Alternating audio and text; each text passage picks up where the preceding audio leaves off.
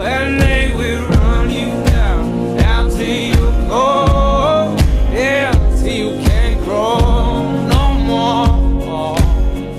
And where down we go, where down we go, say where down we go. Everyone. I do believe that Jesus' teachings dealt a fatal blow to the so-called Illuminati agenda of the Roman Empire at that time. The Illuminati actually believe that being nice to people, forgiveness, compassion, that these are weaknesses and the tools of our enslavement.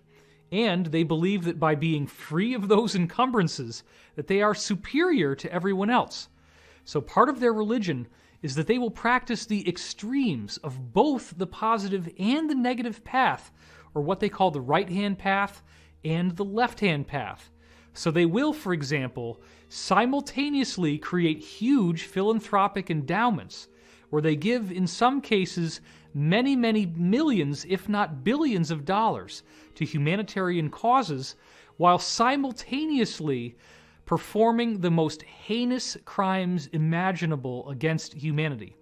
Again, in Freemasonry, you have the very crest of their organization seemingly representative of this dual demiurge. And so if you look at it, you see the compass and the square set opposite one another, which the two actually represent opposites in architecture. One is used to produce curved lines, and the other right angles. They appear to be merging together, though, to form what looks like a hexagram, which you can see in this piece of Masonic art. They actually portray the same symbolism using an actual hexagram. Hexagram itself, though, is a symbol of the merger of opposites, like that of earth and heaven, or the microcosm and the macrocosm, or even man and God, which there are many symbols out there that represent the same kind of idea. But notice in this hexagram, though, that the merger of the two opposite halves is being stressed by showing them as interlocking with one another. But the hexagram as a symbol quite literally means as above, so below, which is a concept found in Hermeticism and sacred geometry, and so of course it finds a place in the syncretism of Gnosticism. The phrase, though, originates with the 6th to 8th century pseudepigraphical work called the Emerald Tablet.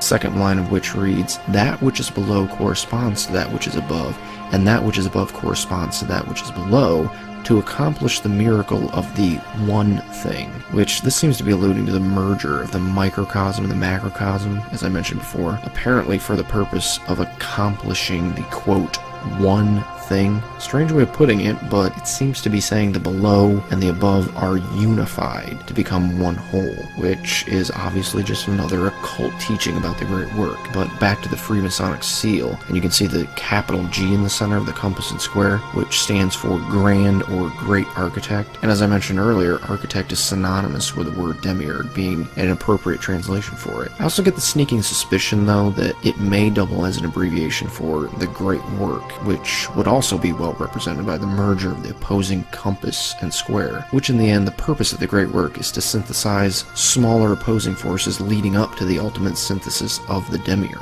So really, either way, it's an allusion to the same thing. Another thing, though, that might actually hint towards this being an allusion to that dual demiurge is a symbol that I actually noticed in the House of the Temple, which is a Freemasonic temple in Washington, D.C. And this isn't just any Freemasonic temple, it's actually the headquarters of the Scottish Rite of Freemasonry, and the bones of Albert Pike are actually entombed there at that temple.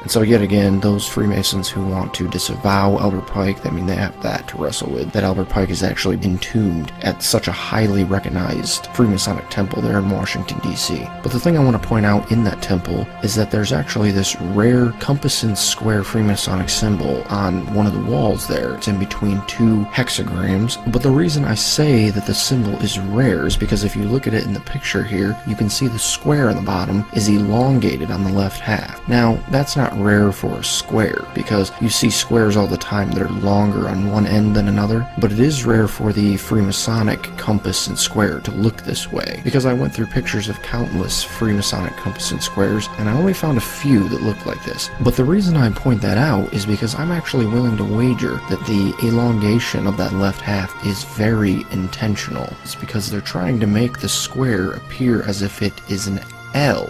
And the reason they're doing that is because they're abbreviating for one half of the demiurge, Lucifer. And then the top half of the seal would allude to the A in Adonai. And so there you have Adonai and Lucifer merging together. And I'm sure there's probably some Freemason watching this saying, that's not at all what it means. And I would say to that, well, how do you know? It's a secret society that keeps secrets, even from its own members. I mean, look at the highest degree you can earn. It's literally called Sublime Prince of the Royal Secret. You really think you know the, quote, royal secret that the 32nd degree Mason has privilege to? I'm willing to bet you don't. In fact, I'm willing to bet even the 32nd degree Mason isn't privileged to know all the secrets of Freemasonry. Matter of fact, I'm willing to bet a Mason learns something new with every single rank he gains. So I really don't want to hear Freemasons pretending to speak in some kind of place of authority about Freemasonry, because frankly, you voluntarily had the wool pulled over your eyes as soon as you join a secret society. They keep secrets. That's their thing. What makes you think they don't keep secrets from you?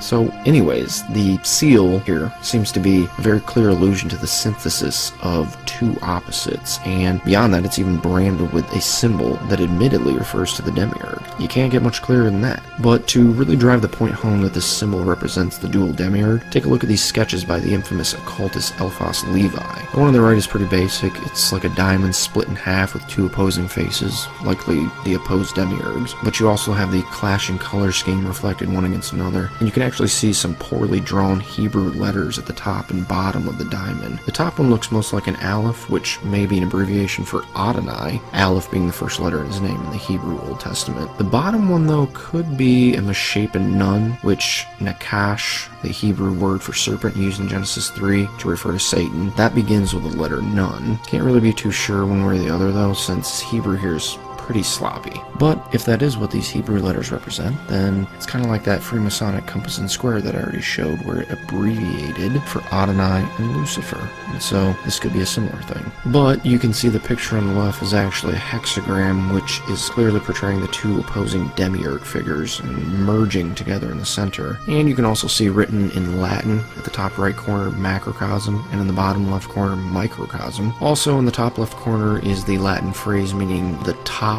is like the bottom, or more loosely, as above, so below. So again, we have obvious allusions to the great work here. But something new you see there is the serpent around the outer edge, and it's forming a circle, and it's eating its own tail, and that's called the Ouroboros, which hopefully I'm pronouncing that right. But the symbol pictures this similar dualistic synthesis in that the snake lives by eating its own tail. And so in the occult, it represents life being sustained by death, the two opposing forces sustaining one another, essentially. But your children know Ouroboros as the circle of life, courtesy of the Lion King. So in the symbol, we have both life and death coming together as one whole. Hopefully you're starting to see the pattern here. I mean, it's over and over again with this idea of the synthesis of opposites. The plurality becomes singularity, the many become one, the disjointed become joined, diversity becomes university, and over and over and over again, we're just bombarded with this kind of synthesis symbolism. This all really shouldn't be too surprising though, since Eliphas Levi is the same occultist behind the infamous Baphomet portrait, which I'm willing to bet this dualistic monstrosity is also an allusion to the synthesized demiurge, or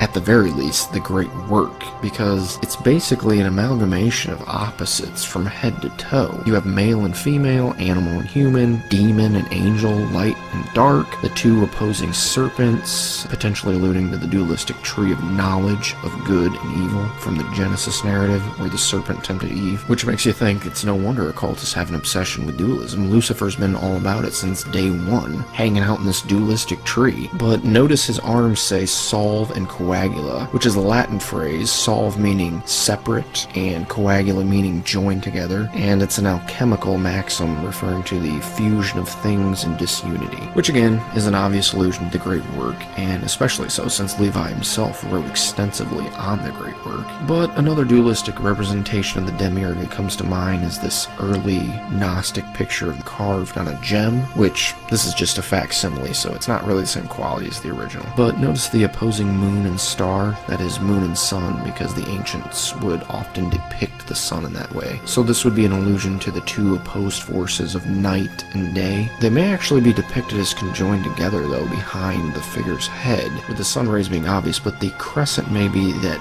thin circle that disappears behind the creature's neck, making a possible allusion to the crescent shape. If you recall though, Baphomet seemed to have the allusion to the moon and the sun as well. He actually points to the two as if they're what the Latin words on his arms are referring to when they say separate, thus hinting they need to be joined together, which the sun and moon symbolism seems to be a very common way to refer to the two demiurges, as we'll see as we get a little farther on. But the demiurge figure here is portrayed as a serpent with lion's head, which the serpent is an obvious allusion to Satan or Lucifer, while Adonai is portrayed as a lion in several passages throughout the Old Testament. So here yet again we see the demiurge portrayed in this dualistic manner with allusions to both Satan and Adonai. But another Freemasonic symbol that seemingly portrays the dualistic demiurge is the two-headed phoenix, especially since it has that familiar Ordo ab Chao quote on it. The Latin phrase means order out of chaos. It possibly refers to the opposing personalities of the two demiurges, that is, orderly and chaotic, or it may be synonymous with the United States motto found in the Great Seal, E pluribus unum, meaning out of many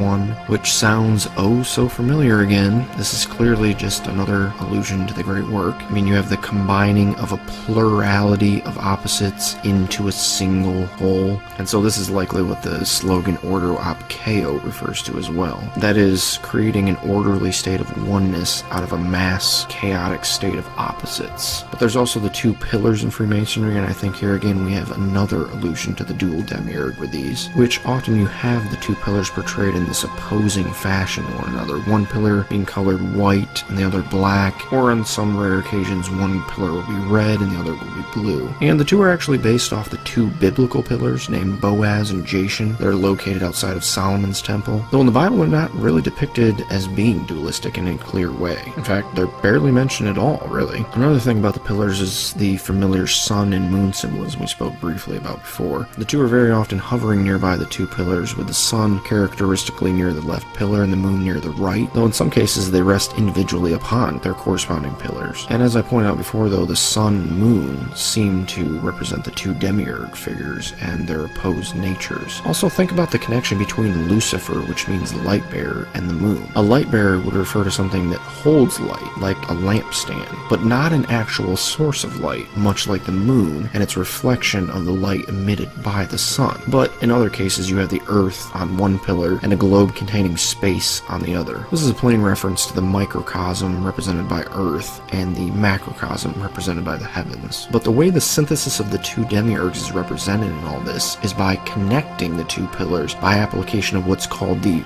royal arch on top of the two. And as you can see in this Freemasonic art, the arch is actually made up of several opposing blocks meant to counterbalance each other's weight until the last block can be placed right there in the center. This all likely represents the process of the great work being carried out. The farther out blocks represent smaller micro opposites that must be synthesized in order to reach the eventual macro synthesis of the demiurge. Something worth note here though is that the Masonic quote royal secret that I talked about earlier probably relates to this royal arch and what it represents. That is the goal of the great work, the synthesis of the demiurge. And so the Freemasonic royal secret probably refers to that. And so you got to get all the way to the 32nd degree to get this kind of knowledge. Actually, life is being sustained by life, not death. And again, death is also a privation. It's a privation of life. It's not an opposite state of being from life. It's the absence of life. Being dead just means you're not alive.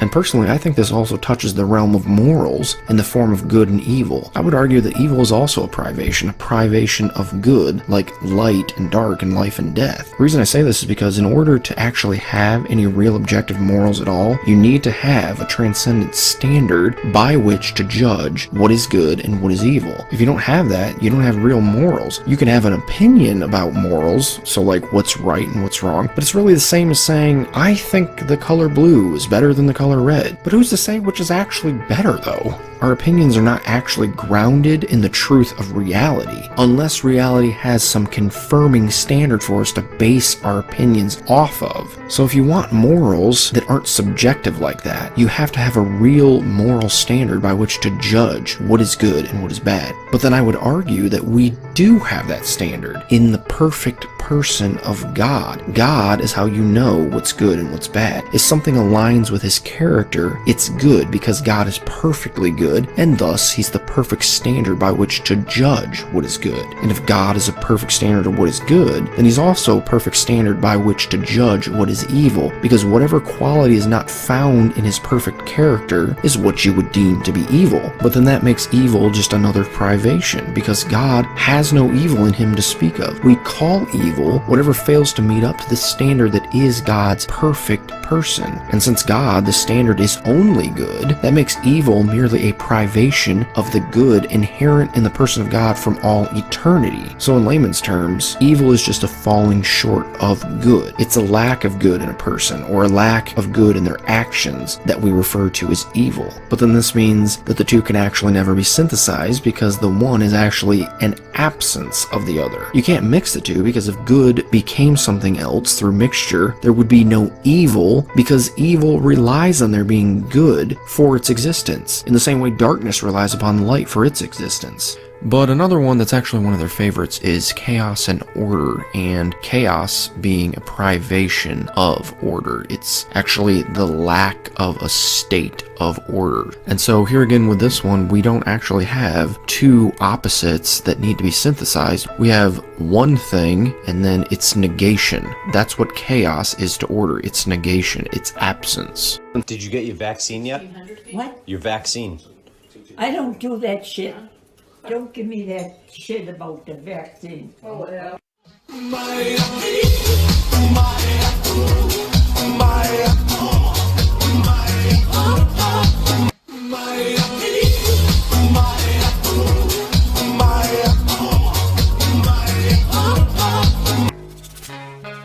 tired of seeing y'all bitch about the grind, homie. The climb's half the fun. Look, I put like 6 years in it, and I'm finally buzzing. Had to learn how to walk, now I'm finally running. I'm putting fear in them. It's the second coming, resurrected from the grave, they ain't seen it coming. I put 6 years in it, and I'm finally buzzing. I had to learn how to walk, now I'm finally running.